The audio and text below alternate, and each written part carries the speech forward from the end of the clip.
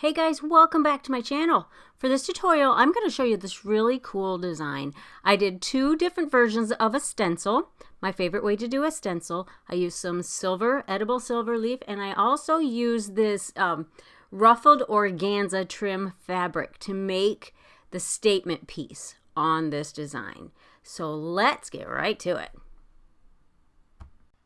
So for this cake, I used my Frankenstein cakes, my very well used cakes. So these cakes are not edible anymore, but they were at one point. But I just keep using them because they're a good base to use for my designs. So basically I just did a coat of buttercream on the cake and I put it into the refrigerator to chill. No, actually I think I did the freezer to chill.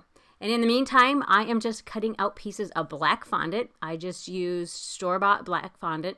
I can't remember at this point if it was satin ice or the kind that you get at Joann Fabric. Not Joann Fabric, but I mean Hobby Lobby. I'm not sure. I can't remember. But either one will do. And I'm just cutting them down to size. I measured the height and the circumference of each tier. And I cut them to size, leaving a little bit of extra length and width for cutting off if we need so we have extra. You'd rather have extra to cut off than not enough. And I just use shortening on the back of the stencil. Any stencil you can do the same thing with. I will try to find a link for the stencil. I've had it for a while, so I'll try to find it, and I'll leave it in the video description below. But any stencil will work. This is a plastic one. Just use some shortening to get it to stick to the fondant.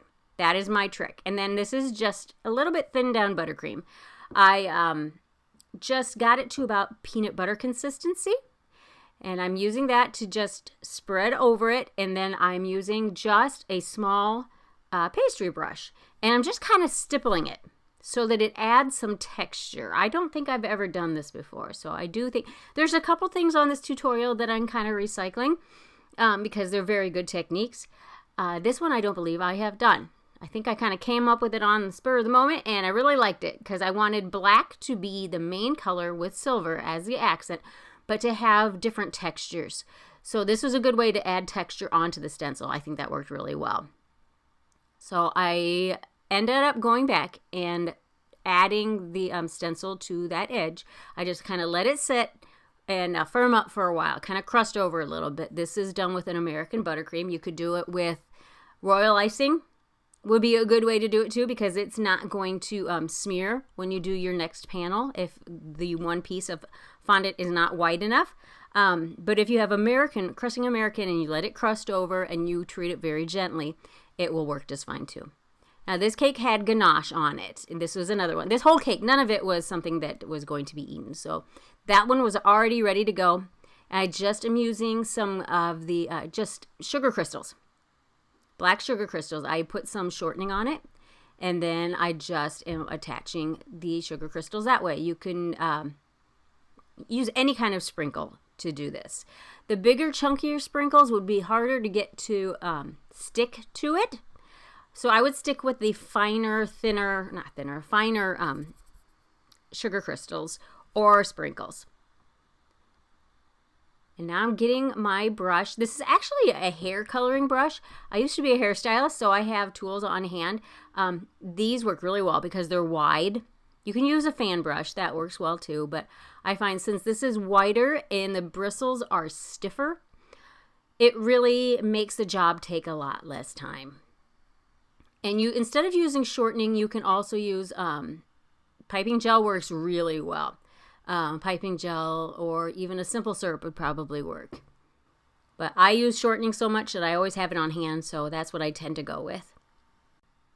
Now I use the brush for the main coverage of the cake, but don't be afraid to put some in your hand and kind of work your fine details by pressing it in with your hand if you need to. If you need a little bit more force than the bristles of a brush, that's fine too. Either way will work. I just kind of prefer this way. I think it's a little less messy. If you're using your hands or you're afraid of mess, just put a sheet pan or some kind of a tray underneath your cake stand, your turntable, to kind of try to catch anything that might fall over. It's just a little easier to clean up. Afterwards, I tend to kind of do things as I go and not always a lot of forethought, so I didn't think about doing that, but that's what I would suggest, honestly. And here's our final product, and that goes into the refrigerator until I am ready to use it. Now I'm just applying shortening again onto my buttercream cakes to attach the fondant. The fondant sticks really well to shortening. I've said this before, but I'll say it again. People have asked me if you taste the shortening. You absolutely do not. Because if you're conditioning your fondant with shortening, there's no difference. There's no taste. It just kind of works its way into the fondant. Now here I'm adding some more of the shortening onto the back of the stencil. And on this one is where I am doing the silver paint. I almost said gold because I use gold so much, but the silver paint. I'm just attaching it, making sure it's stuck real good. And I have found the best way for me to get the metallic painted look is to use some Everclear and brush it on. Brush your surface with the Everclear, and then go in with a fluffy brush and work that over the surface. And the more you work it, the shinier it gets. Sometimes I'll go over it once, the entire thing, adding more Everclear where you need it. If it's not sticking to the fondant, go ahead and just put some more Everclear where you need it, because it dries so fast that if you paint it with the Everclear in advance and you don't move real fast, or you painted too big of a surface area, it might dry by the time you get to that spot.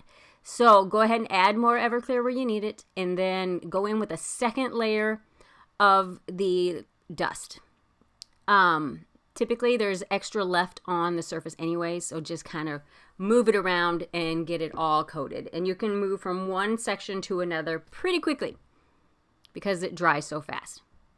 And that is set to the side while I get my ruched, what should we call this? A ruched floret? We're going to call it a centerpiece or something like that. I don't know what to call it. But this is just the ruched fabric. I will leave a link below where you can purchase it for yourself. I got it on Amazon. They have a lot of different colors. And I'm just threading thread through the bottom of it for a good stretch of distance here, because I want it to kind of gather up on itself. So I'm kind of going up and down with the needle. I pleat it and I push the needle through, and then I pleat it again, I push the needle through. And then you can kind of just gather it together. See how that works so smooth? I love that. And it kind of forms a circular pattern on its own. So I'm just gathering it up together, rolling it, making it a little tighter at the base. Don't want it real tight on the ends, so I'm kind of angling it in a way that it kind of goes out at the top. And it does have a wire in it on the top edge, so you can kind of manipulate it a little bit also. And just gather it real good. And I'm cutting off the extra, and I'm just tying it together at the very base with just some more of the thread. Just kind of wrapped it around it and tying it off. And then I just kind of moved it around where you can't even see that. So let's just move on. I made a few of them in different sizes. And here, this is what I was going to say. I cut off the extra off the bottom just so that it isn't sticking out too far away from the cake. You can make them as sticking out as far from the cake as you want to. You can make them shorter if you want to, just by running your thread through it up higher from the bottom and then cutting off that extra on the bottom. Now here I'm just adding some more around it because I wanted one big one in the center. There, just tying it off again. I did this, how many times? I think I did this 3 or 4 times. I made 3 or 4 different ones. Guys, I filmed this video a while ago, so pardon me if I don't remember exactly how many I did, but you can see on the video. And then I got those ready to be attached, but I needed to bring that stenciled fondant onto the cake. The cake is upside down right now, so that's why the pattern is upside down, but that also creates a sharp corner on the top. So you just flip it upside down after you remove the excess. And I'm doing the same on my other piece. This is just me removing the extra, then turning it right side up again. Now you won't see me putting straws into the cake because, like I said, they're very well used. They don't need straws, but typically I would do 5 straws in between each tier. Maybe 3 between the top two because they're both smaller cakes. There was just an inch difference in the size of those. I think one was a 5-inch and one was a 6-inch. And then put some buttercream in between each tier to get them to stick also after you put the straws in. And all of my tiers are chilled, and that's why I can just lift them on top of each other without too much problem. And I attached the silver leaf just with another fluffy brush. I kind of wanted the edges of it to be more antiqued and more kind of not just a blunt edge. So I just used that brush and stipple it in there just a little bit to kind of soften that up. And I'm just using spaghetti, raw spaghetti, stuck through the middle of our ruched fabric so that that is edible as well. And just arrange it the way you like. And here's our final product. I think it's really cool. I think it's really pretty. And I really honestly hope that you got something that you can use from it. Even if it is just something eye candy and you enjoy watching videos, cakes being made. Same. So I appreciate you taking the time to watch it, and we'll catch you on the next one.